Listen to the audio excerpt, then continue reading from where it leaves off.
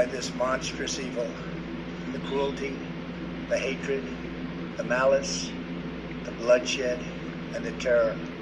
In one voice, our nation must condemn racism, bigotry, and white supremacy.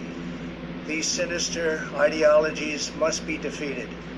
Hate has no place in America. CBS News' Chris Martinez is in El Paso, Texas, and Natalie Brand is in Dayton, Ohio. We begin, though, in El Paso, where the death toll has now risen again. Chris, what can you tell us about the victims?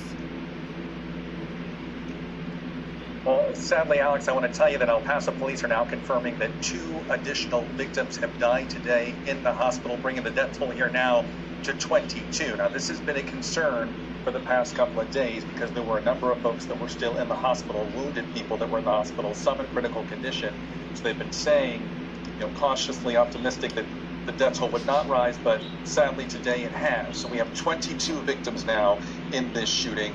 We know that they range from 15 years old to 86 years old. We know that among them is a mother who died shielding her 2-month-old child from the gunfire. So really just some horrific stories of what the people here endured. We are, though, also hearing some stories today about the folks that jumped in to help, employees, shoppers, who helped rush people out to safety, to the back of the store, people that ran in after the shooting was over to provide CPR or assistance to people that were wounded. And that's a lot of what the people here are trying to focus on as best they can now, those stories of the good deeds that were going on that day that such a terrible thing was happening here. Sure, a lot of people acted at their best at one of the most worst times in their lives. But what more can you tell us about this suspect? Is he continuing to cooperate?